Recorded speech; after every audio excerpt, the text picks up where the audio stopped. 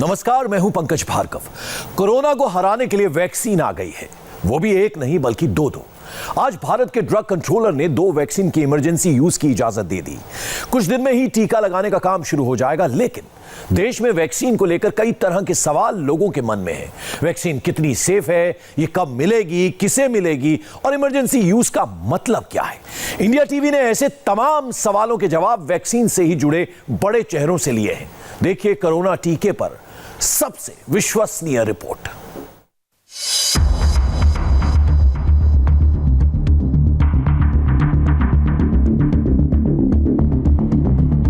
Messrs. Serum and Messrs. Bharat Biotech vaccines have to be administered in 2 doses. थोड़ा भी concern होगा तो हम उसको कभी अप्रूव नहीं करेंगे। कुल मिला के ये सेफ है। Of course 110%। ये कोई पॉलिटिकल स्पीच नहीं है, ये कोई पॉलिटिशियन नहीं है, ये drug controller general of India DCGI के डायरेक्टर जनरल VG सोमानी है। अगर ये कह रहे हैं कि कोरोना वैक्सीन पर कोई शक व शुबा नहीं होना चाहिए तो ये सही है। DCGI को वर्ल्ड हेल्थ ऑर्गेनाइजेशन WHO तक मानता है। 3 जनवरी के दिन देश को 3 बड़ी खुशखबरी मिली। भारत बायोटेक की स्वदेशी वैक्सीन कोवैक्सीन को इमरजेंसी यूज के लिए DCGI की मंजूरी मिल गई। पुणे की सीरम इंस्टीट्यूट की वैक्सीन कोविशील्ड को भी हरी झंडी मिल गई, जबकि जायडस कैडिला की जायकोव डी वैक्सीन को तीसरे फेज के ट्रायल की इजाजत मिल गई है।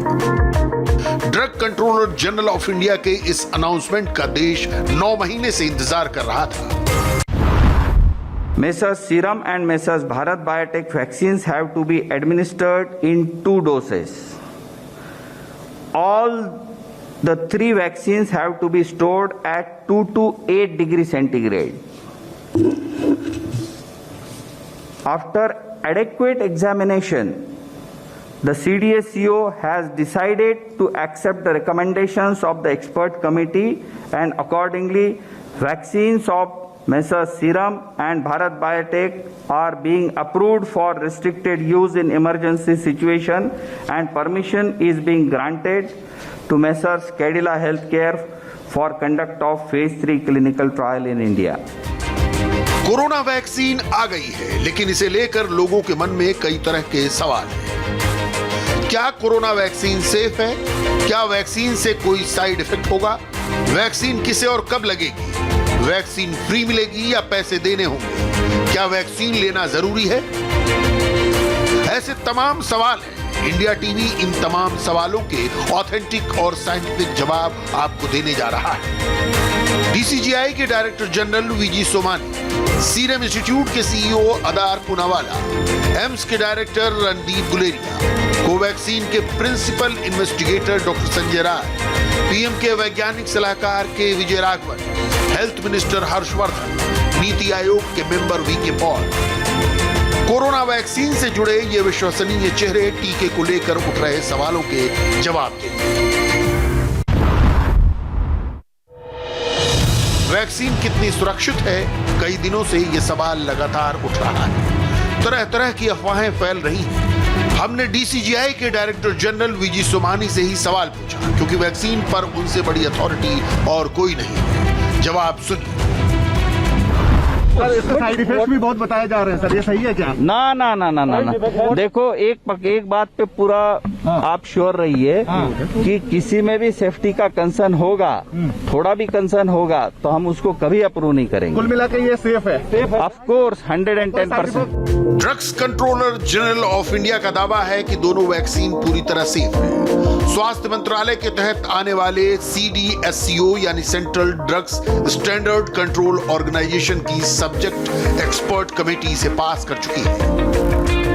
ब्रिटेन की ऑक्सफोर्ड एस्ट्राजेनेका की वैक्सीन कोविशील्ड बेशक ब्रिटेन में बनाई गई है, लेकिन इसका प्रोडक्शन भारत में हो रहा है। पुणे में सीरम इंस्टीट्यूट ऑफ इंडिया में वैक्सीन की डोज तैयार की जा रही है। सीरम इंस्टीट्यूट के CEO अदार पूनावाला ने भी बताया है कि ये एकदम सुरक्षित है। सेफ तो बहुत सारी वैक्सीन भी है, मगर हमारी वैक्सीन तो हजारों लोगों में गई है, यूके में, ब्राजील में, साउथ अफ्रीका में, और एफिकेसी ट्रायल हुआ है सिर्फ 3 वैक्सीन पे, फाइजर, मॉडर्ना और ये कोविशील्ड जो ऑक्सफोर्ड एस्ट्राजेनेका के। दूसरे वैक्सीन भी सेफ है, मगर उनका एफिकेसी मतलब कि चलता है कि नहीं चलता है, उनका रिजल्ट नहीं आया है। तो जब तक वो रिजल्ट नहीं आवे, हमें पता नहीं कि दूसरे वैक्सीन जैसे रशिया वैक्सीन, चाइना वैक्सीन, दूसरे देशों की वैक्सीन और दूसरे हमारे भी इंडियन वैक्सीन जो हम डेवलप कर रहे हैं, जो सीरम इंस्टीट्यूट डेवलप कर रहा है, उनका नतीजा बाद में आएगा एफिकेसी ट्रायल्स के बाद। तब तक सेफ्टी सब वैक्सीन में है। और यस, हमारी वैक्सीन भी बहुत सेफ है क्योंकि हजारों लोगों में गई चुकी है। वैक्सीन की सेफ्टी को लेकर देश के सबसे बड़े सरकारी अस्पताल एम्स के डायरेक्टर रणदीप गुलेरिया ने भी दावा किया है कि ये सुरक्षित है। वैक्सीन की सेफ्टी को लेकर लोग किसी अफवाह के चक्कर में न पड़े। So I think it's important to understand that when we look at any vaccine, safety is paramount, and therefore a vaccine goes through various stages of studying to make sure that it's safe. It started off with animal studies. You start with small animal, hamsters, and then you go on to large animals like monkeys, and then you see that it is safe in them. Then only do you come to what we call human trials, and you do a phase 1 human trial, which is actually looking at safety and what would be the dose which is safe and effective. Then you go on to efficacy trial and again safety trials in phase 2 with a larger number of people, and then phase 3 trials. And then all that data is critically looked at by the regulatory authorities, by the experts, and then only is the vaccine given an approval. So at multiple levels safety is looked at. So I don't think we should be concerned that much as far as safety is concerned. Health ministry की ओर से बाकायदा social media पर भी बताया जा रहा है कि वैक्सीन पूरी तरह सुरक्षित है। बताया गया है कि सुरक्षा और प्रभाव के डेटा के आधार पर ही वैक्सीन को मंजूरी दी गई है। भारत का इंडिया वैक्सीन है, भारत में ही इसको लेबोरेटरी में बनाया गया है। तो ये साइंस को किसी भी तरह से कॉम्प्रोमाइज करने का मतलब ही नहीं है। इसमें कोई स्कोप नहीं है कि ये अनसेफ है और कोई स्कोप नहीं है कि इसकी इम्यूनोजेनिसिटी प्रूवन नहीं है। तो इसको लेके एक पब्लिक हेल्थ स्ट्रेटेजी के पैकेज की तरह पेश किया जा रहा है देश में। कोरोना वैक्सीन का क्या कोई साइड इफेक्ट पड़ सकता है? क्या शरीर में इसकी वजह से कोई कमजोरी आ सकती है या कोई दूसरा दुष्प्रभाव पड़ सकता है? ये सवाल हर किसी के मन में है। सबसे पहले तो डीसीजीआई वीजी सोमानी का ही जवाब सुनिए। साइड इफेक्ट थोड़े बहुत तो होते हैं, पर वो जो जैसे छोटी मोटी साइड पे पेन होना, थोड़ा सा फीवर होना, थोड़ी सी एलर्जी होना, ये तो हर वैक्सीन में होता है। लेकिन सर लोग ये कह रहे हैं कि इम्पोर्टेंट हो जाएंगे, ये भी सही है क्या? ये तो बहुत ही बकवास है। डीसीजीआई का क्लियर दावा है कि कोई बड़ा साइड इफेक्ट नहीं पड़ेगा। यही सवाल एम्स के डायरेक्टर रणदीप गुलेरिया से भी पूछा गया। Even as far as the Bharat Biotech vaccine is concerned, it is on a traditional platform which has been used for other vaccines also. So it's been shown to be safe, and they have robust data from phase 1 and phase 2 to show that it's a safe vaccine. So we should be assured as far as safety of the vaccines are concerned. Pune के serum institute of India, Oxford AstraZeneca की Covishield vaccine का trial करीब 1600 लोगों पर किया गया। इनमें से एक वॉलंटियर संजय सालुखे ने इंडिया टीवी को बताया कि उन्हें अनटेस्टेड वैक्सीन लगवाने में कोई डर नहीं लगा, ना ही कोई साइड इफेक्ट हुआ। उन्होंने एक छोटा सा सबको ये बता दिया था कि आपको थोड़ा थकान हो सकती है और थोड़ा टेम्परेचर बढ़ सकता है। अगर टेम्परेचर बढ़ गया तो आपको क्रोसिन लेनी है, या उससे ज़्यादा कोई तकलीफ होगी तो दिए हुए नंबर के ऊपर कांटेक्ट करना है। तो ये उन्होंने बता दिया था। मुझे वैक्सीन के बाद 1-2-3 दिन तक थकावट ज़्यादा महसूस हो रही थी और टेम्परेचर 1 डिग्री से थोड़ा सा बढ़ गया था। तो हम लोगों को एक डिजिटल थर्मामीटर दिया था, जिसके अंदर उन्होंने बोला था कि आपको हर घंटे 2 घंटे खुद को चेक करते रहना। देश में 138 करोड़ से ज्यादा की आबादी है। ऐसे में यह बड़ा सवाल है कि किस किस तक वैक्सीन पहुंचेगी और अभी वैक्सीन की कितनी डोज तैयार है। कोविशील्ड की करीब 5 करोड़ डोज रेडी है। मार्च तक 10 करोड़ से ज्यादा डोज तैयार कर ली जाएंगी। सीरम इंस्टीट्यूट जुलाई तक 30 करोड़ डोज तैयार कर लेगी। वहीं कोवैक्सीन की 70 लाख डोज तैयार है। कोवैक्सीन 1 साल में 30 करोड़ डोज तैयार करेगी। सीरम इंस्टीट्यूट ऑफ इंडिया के मुताबिक अभी हर 5 मिनट में 5000 डोज तैयार हो रही हैं, लेकिन फरवरी तक ये रफ्तार दोगुनी हो जाएगी, यानी हर 5 मिनट में 10,000 डोज।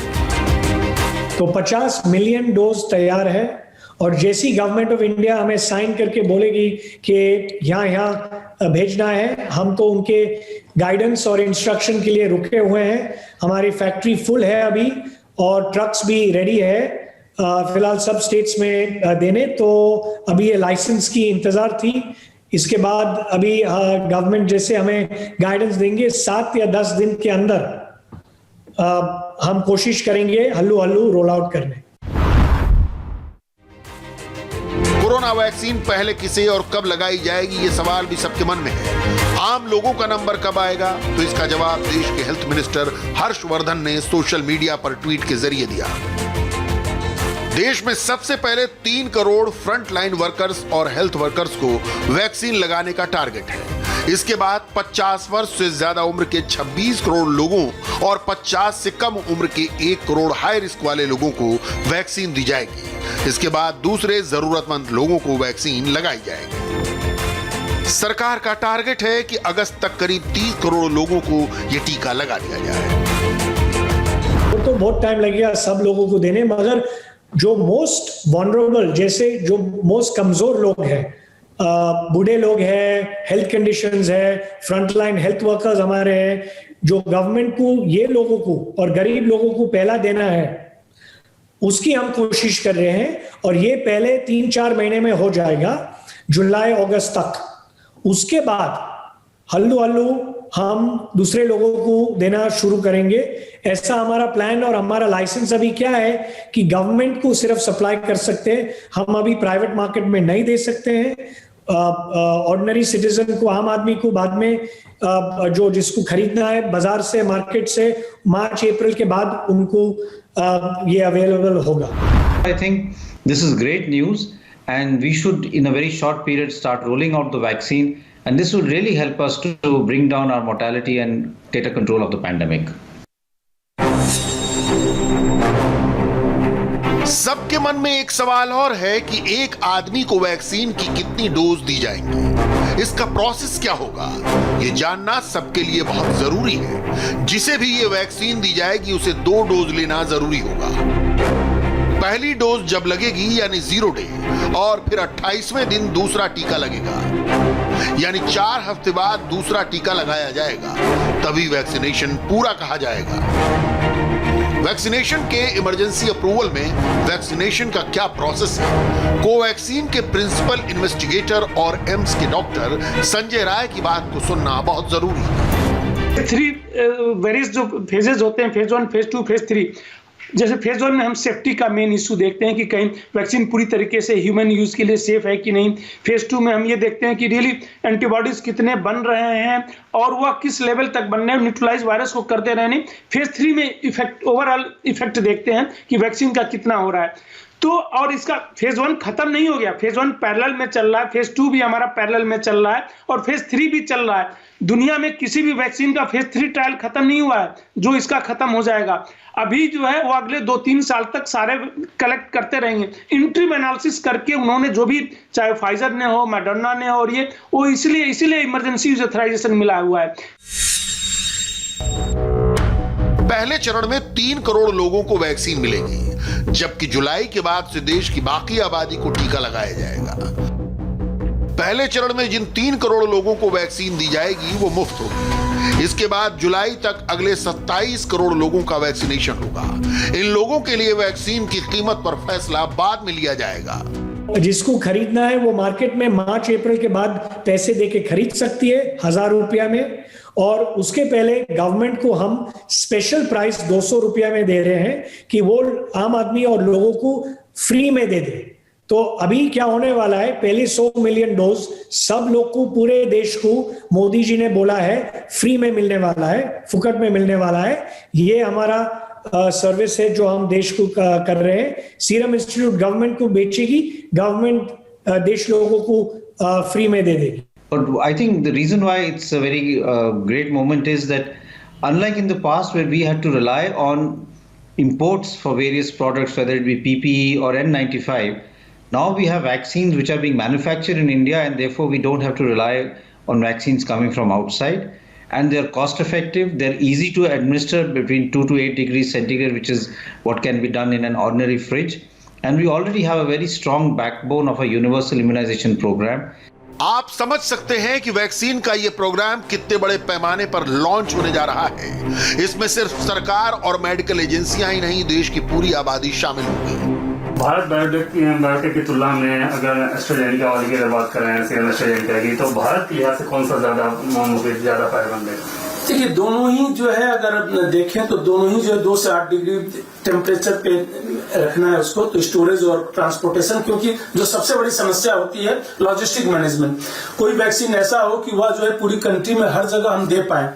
कुछ वैक्सीन है जैसे इनकी फाइजर की है -70 पे, तो उसके लिए हर जगह व्यवस्था नहीं हो सकती, बट ये दोनों ही है। सो लॉजिस्टिक का ये, जहां तक इफेक्टिवनेस का है तो ऑलमोस्ट सेम टाइप है, प्लेटफॉर्म डिफरेंट यूज हो रहा है। तो ये कहना अभी जो है बहुत जल्दीबाजी होगी कि कौन सी बेटर है। लेकिन वैक्सीनेशन के दौरान कुछ बातों का ख्याल रखना होगा जो वैक्सीन के रखरखाव को लेकर बहुत जरूरी है। वैक्सीन की सेफ्टी के बाद उसकी दूसरी बड़ी चुनौती होती है स्टोरेज की। वैक्सीन की एक शीशी में 10 डोज होती है, एक आदमी को 2 डोज की जरूरत होती है। इस हिसाब से एक शीशी से 5 लोगों को वैक्सीनेट किया जाता है, लेकिन शीशी खुलने के बाद 4 से 5 घंटे में ही इस्तेमाल कर लेना होता है, क्योंकि एक बार खुलने के बाद ये वैक्सीन 4 से 5 घंटे में खराब हो सकती है। इसीलिए वैक्सीनेशन के रखरखाव और उसके ट्रांसपोर्टेशन को लेकर बहुत सावधानी की जरूरत है।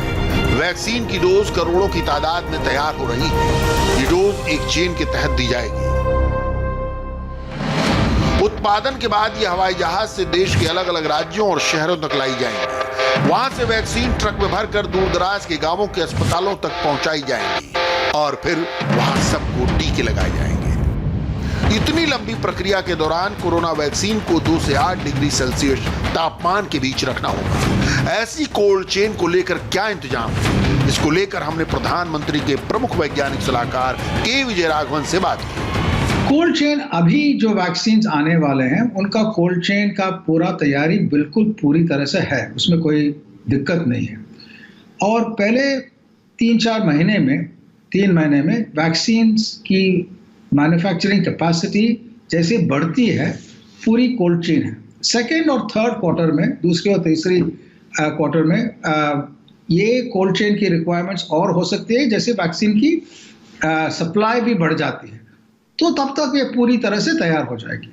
तब तक भी ये हो सकता है और भी वैक्सीन आए जिनका कोल्ड चेन का डिमांड जो है इससे भी कम टेम्परेचर की डिमांड हो। उसमें इतनी कष्ट नहीं है जितना लोग कहते हैं कि -20 डिग्री या -70 डिग्री का फ्रीजर हमारे पास है कई जगह में, जो बहुत ज़्यादा कोल्ड टेम्परेचर में चाहिए उस तरह के फ्रीजर कई जगह में डाले जा सकते हैं। अगर उस तरह के वैक्सीन आते हैं, वो अभी नहीं आएंगे, थोड़े बाद में आ सकते हैं, तब लोग वैक्सीन के पास जाएंगे और जो साधारण टेम्परेचर में, रेफ्रिजरेटर के टेम्परेचर में वैक्सीन हैं, वो हर जगह पहुंच सकती है और वैक्सीन लोगों के पास जाएगी। वैक्सीन कैसे लोगों तक पहुंचेगी, इसका ड्राई रन हो चुका है। भारत में करीब 27,000 डीप फ्रीजर पॉइंट हैं, ताकि उसमें वैक्सीन को सही तापमान में रखा जा सके। 700 से ज्यादा ट्रक हैं, वहीं 50,000 कोल्ड चेन टेक्नीशियन हैं और 25 लाख हेल्थ वर्कर हैं जो इस पूरी चेन में शामिल होंगे। तो +2 to 8 डिग्रीज हमारी वैक्सीन और कुछ दूसरे इंडियन वैक्सीन भी ऐसे ही है, उसका बहुत फायदा और एडवांटेज है, प्रैक्टिकल है, क्योंकि ये इंफ्रास्ट्रक्चर गवर्नमेंट के पास है, बहुत सारा है। तो आपने तो देखा होगा कि ये सब ड्राई रन्स और ये टेस्ट गवर्नमेंट ने किया है कि जब वैक्सीन अभी आएगी क्या लॉजिस्टिकल इश्यूज होगा, तो उन्होंने ये सब मॉक ट्रायल्स ले लिए है और फुल्ली प्रिपेयर्ड है और रेडी है। कोरोना वैक्सीन को लेकर प्रधानमंत्री नरेंद्र मोदी ने भी देश को भरोसा दिया है। पीएम ने वैक्सीन की मंजूरी को कोविड-19 के खिलाफ लड़ाई में निर्णायक मोड़ बताया है। पीएम मोदी ने वैक्सीन बनाने में जुटे सभी वैज्ञानिकों को धन्यवाद भी कहा। मोदी ने लगातार 3 ट्वीट करके देश के जल्द कोरोना मुक्त होने की उम्मीद जताई। भारत में 2 कोरोना वैक्सीन को मंजूरी मिल गई तो दुनिया की सबसे बड़ी हेल्थ ऑर्गेनाइजेशन WHO का भी बयान आ गया। वर्ल्ड हेल्थ ऑर्गेनाइजेशन ने कहा है कि कोरोना के खिलाफ लड़ाई मजबूत होगी। WHO ने वैक्सीन की मंजूरी के फैसले का स्वागत किया है। WHO साउथ ईस्ट एशिया की रीजनल डायरेक्टर डॉक्टर पूनम क्षेत्रपाल सिंह ने कहा कि भारत के इस फैसले से साउथ ईस्ट एशिया में महामारी के खिलाफ लड़ाई मजबूत होगी। वैक्सीन को लेकर तमाम सवालों के ऑथेंटिक जवाब आप सुन चुके हैं। वैक्सीन से जुड़े एक्सपर्ट्स ने हर भ्रम दूर कर दिया है। वैक्सीन आ गई है। बहुत जल्द कोरोना को हराने के लिए देश में सबसे बड़ा वैक्सीनेशन ऑपरेशन स्टार्ट होने जा रहा है।